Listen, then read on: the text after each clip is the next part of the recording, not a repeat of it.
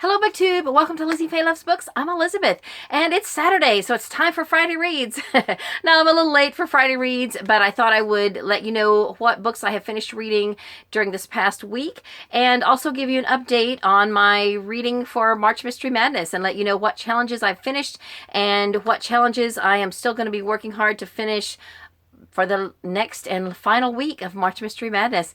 So I have spent it's Saturday afternoon. I spent literally the whole morning catching up on videos and just watching and looking for March Mystery Madness videos that I had not watched previously, and also catching up with a few of my BookTube friends. And I just had a really fun morning, but I basically got, nothing accomplished. Well, I mean, that's not nothing. That is really fun to do. But I figured if I'm going to get a video done, I need to get in here and get going.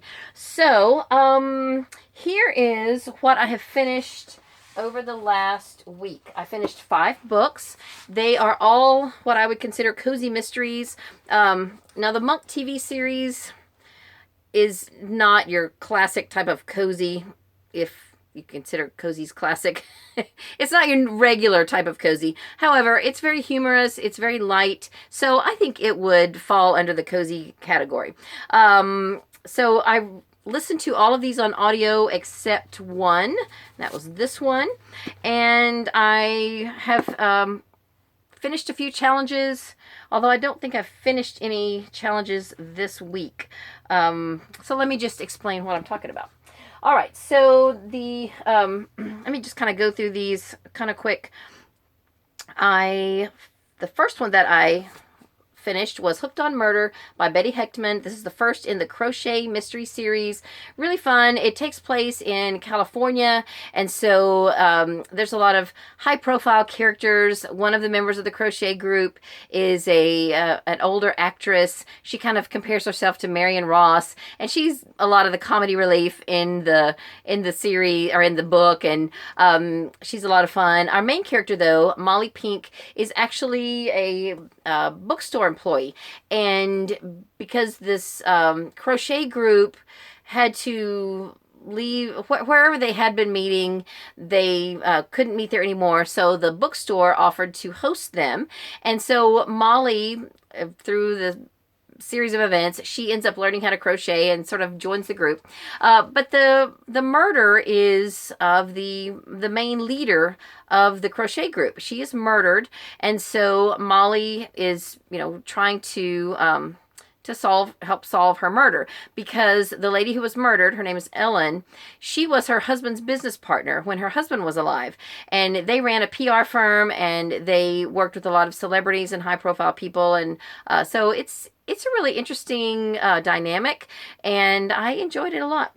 Then that was one of the books for my opposite prompt. What I had said I was going to do, I picked 4 books, and I picked a crochet and a knitting book, one on audio, one in print, and I have not read my print book yet. And then I picked a coffee and a tea book, and one in audio and one in print. So I finished both of these this week. They happen to both be book 2 in their individual series. The Coffeehouse mystery series is by Cleo Coyle, which I believe is a husband and wife writing team, and they write under the name Cleo Coyle. This was fun, but I figured this out really about halfway through the book. So that kind of took away a little bit of the mystery, and of course you're never absolutely certain until the end, but I was pretty certain, and I was right. And maybe it's just me, though, because I was reading some of the other reviews, because I expected people to say, oh, that was so easy to figure out. But I didn't really see anyone saying that. Now, I didn't read every review, but one of the early reviews that I read, like as I'm scrolling through, one person wrote, oh, wow, it was such a surprise. I didn't see that coming, and all of that. And I thought, really? I saw it really early. It was not hard to figure out, but it was still fun. I enjoyed the book. This series is a little more urban, a little more gritty than some of your average cozies, but still, counts as a cozy mystery. Now, this book I read in print, and it was a much slower pace, and I don't know if that's because I was reading it in print or because it's just a slower book.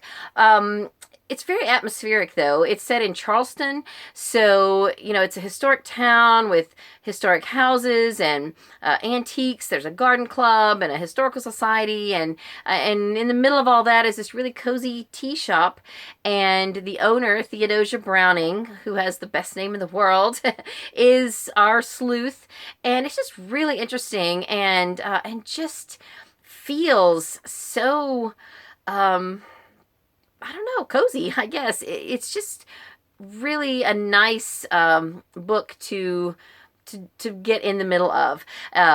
And the mystery, I did not figure out until the reveal. There were several people involved and several possible suspects, and I had no idea who it was going to be. So in that respect, it was very well done. I have collected a lot of these Laura Childs books. She has 3 main cozy mystery series, and I have read...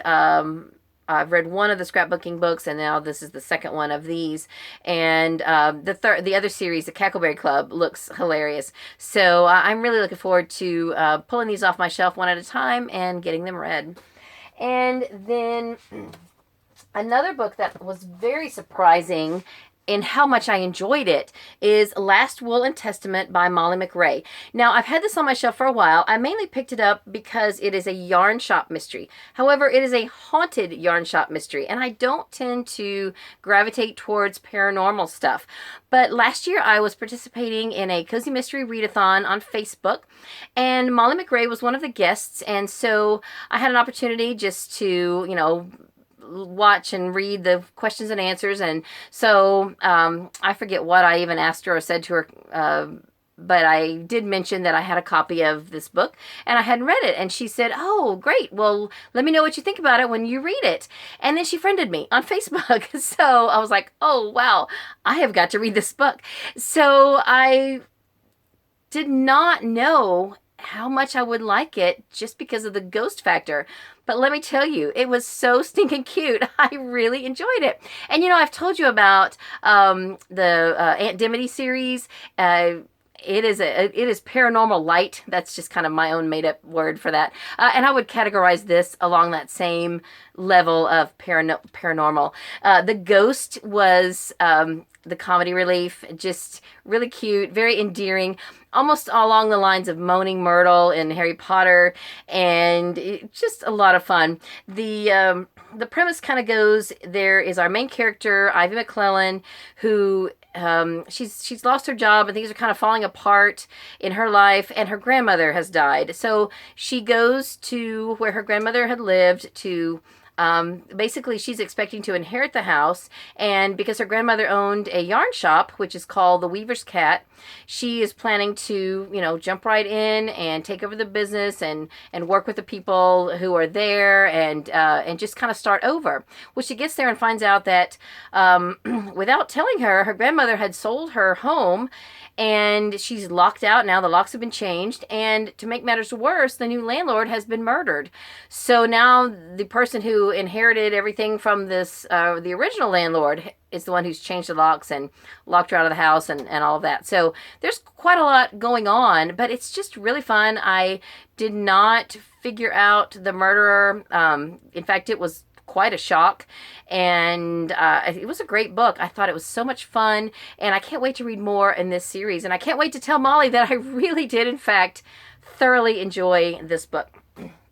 Okay, then the other one that I read, did I already talk about this one? I can't remember now because this is the second time I filmed this video. So no, I think I didn't talk about this yet. Mr. Monk Goes to the Firehouse is the first book in the Mr. Monk series. Now, in this case, the TV series came first, I believe, because this is set a few seasons in. And I don't even think it's based, this actual murder is based on one of the episodes. But if you have ever watched the Monk series, the first, I'm trying to remember if it's 2 or 3 seasons, Mr. Monk's assistant, it might only be 1 season, Mr. Monk's assistant was a woman named Sharona, who was a nurse. And then Sharona has to move, and so Mr. Monk hires Natalie Teeger to be his assistant. She is not a nurse, but she is just going to be his personal assistant. She's got a daughter, and so this book is written from Natalie's perspective, and I think probably the whole series is written from her perspective. And she's got a great voice, because it wouldn't really be appropriate for it to come from Monk's perspective. You kind of need to have somebody else looking on to give the story so that you can put the kind of fun spin on it. And it's humorous, but at the same time it's serious because there are actual murders taking place. But Mr. Monk has just got a fantastic brain for figuring these out, like on the Sherlock Holmes level, if not more. And they're just really good. I mean, Monk in general. Now, this is the only actual book I've read, but I'm very excited to read more. I was thrilled to see that they're on audio on Hoopla, and so this was really good. Like I said, there is a TV show, a TV episode based in a firehouse, but this is not the same story. In the TV show, a fireman, I think, was actually murdered, and in this book, the murder that takes place at the firehouse is actually the firehouse dog. But then there are some other human murders throughout the story, and Mr. Monk ties them all up with a neat bow and, of course, solves them all. And I just thought that it was a really fun book to read. So if you're a fan of the series, definitely I think you'll enjoy the book. And I don't even think you would have to watch the series to read the book, but I think you'll appreciate it more, especially when you can picture the characters. Tony Shalhoub played Mr. Monk, and he's just amazing. He's just perfect for that role, and I just thoroughly enjoyed it. Okay, so now what have I finished for the March Mystery Madness challenges? I've actually only completely finished 2 of the challenges, and then I have almost finished Opposite, but I picked 4 books, so I've just got 1 more left to read out of the 4. And then I'm in the middle of Foreign, and then I still have to read Borrowed and Shelf. So for excuse me. For historical, I had said I was going to read A Study in Scarlet by Sir Arthur Conan Doyle.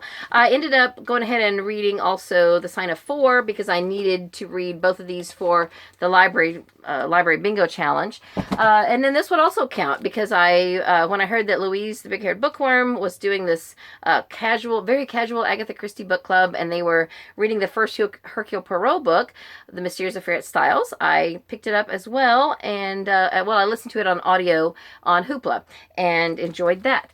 So I'm not gonna, those are such classics, I'm not even gonna go into any details about those. Then for new, I read Defending Jacob by William Landay. I think I've already talked about this a little bit. This is about a father. He's an assistant district attorney, and his son is accused of murder, his 14-year-old son. So he has to step down from his job in order to, figure out who did this murder and defend his son. And it's just really an interesting dynamic. A little more foul language than I am a fan of. The characters are morally gray, and not my favorite book, but still a very compelling, very gripping novel, and I'm glad I read it. Then for the, I already talked about the Opposite challenge. I have finished my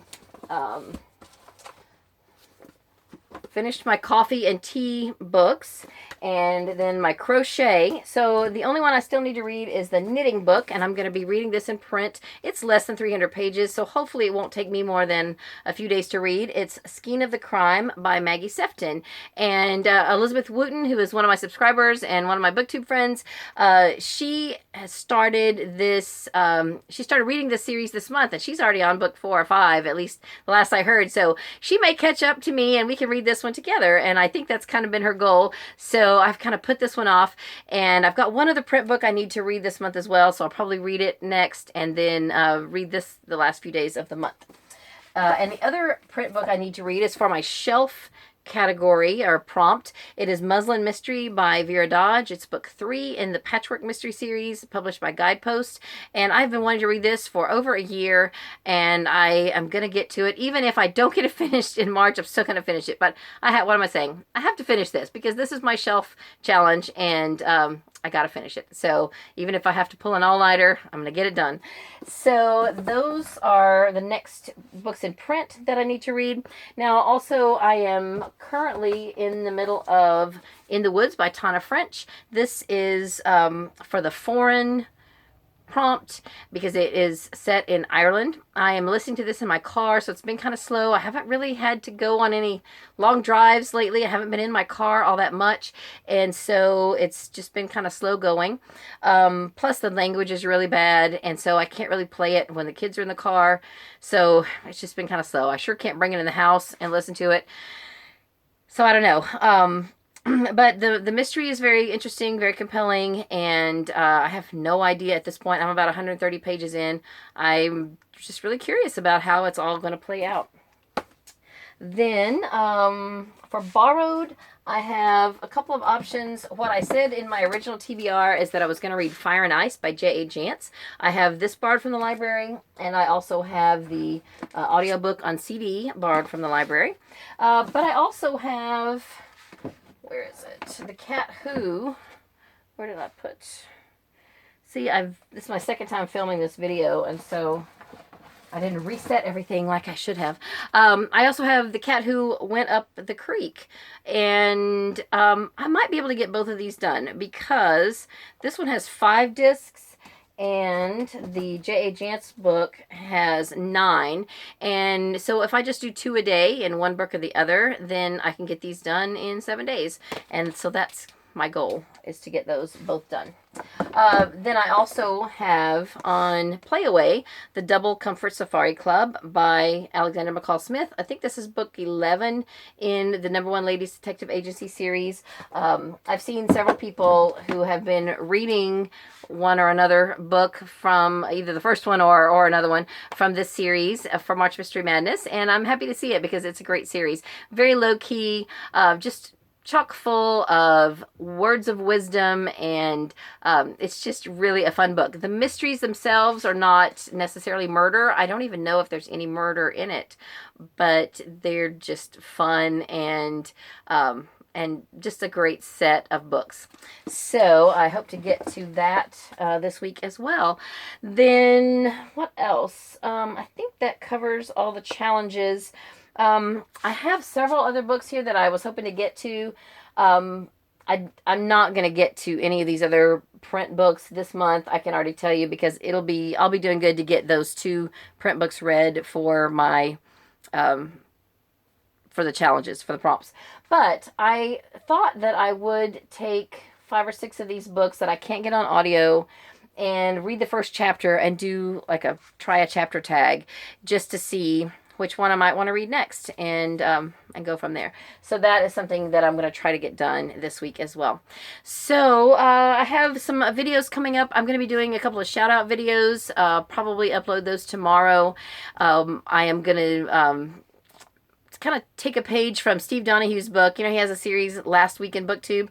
I am going to do this month in March Mystery Madness, and I'm going to have a video where I'm going to be recommending and shouting out some videos. I'm going to have one of some of the host videos that I want to be sure you see, and then some of the participants who are not hosts but have just done some really neat March Mystery Madness videos. So I'm going to hopefully film those today and upload those Sunday and maybe Monday, or maybe both tomorrow. I don't know. We'll see. So that's all I have for this video. I hope you are having a great day. Read a good book, and God bless you.